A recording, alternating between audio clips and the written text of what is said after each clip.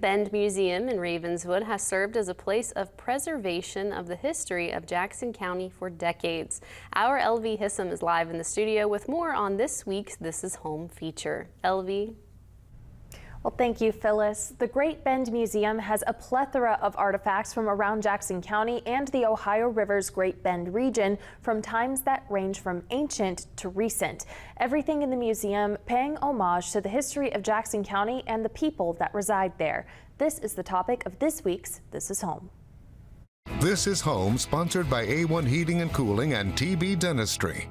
The Great Bend Museum was founded by the Jackson County Historical Society in 1972 as the Washington's Western Lands Museum. In 2020, the Historical Society transferred the collection and the buildings to the city of Ravenswood to run. The museum has a mix of artifacts from throughout the history of Jackson County, Native American arrowheads from thousands of years ago, all the way up to the Kaiser era of the 1950s through 80s can be found in the museum. Most of our collection dates from between 1850 and 1950.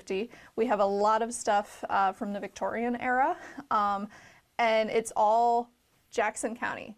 A lot of Ravenswood, but we're working on building our collection to represent the rest of the county as well. Museum Director Faith Walker says that the museum is special for those in Jackson County due to the artifacts that it houses being a connector between the community's history and the personal relationships that they have with it. We have people come in almost every day who, say, oh my gosh, that was, my high school teacher, or that was my aunt, or, that was my childhood best friend. It's so personal, and it really, reminds us who we are and why we're here. The museum acts as a living history of various aspects of Jackson County, including a close example of an old general store that was run by Anna Powell in Sherman, West Virginia.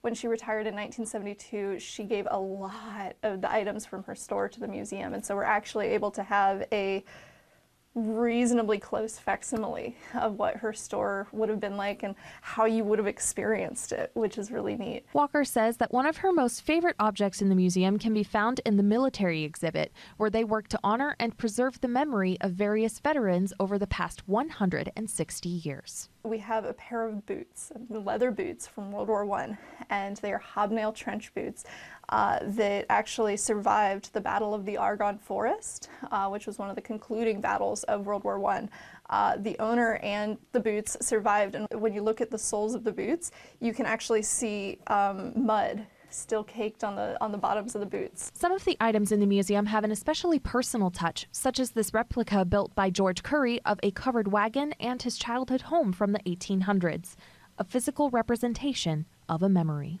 He didn't make it when the cabin existed. He made it decades later, and so it's a memory.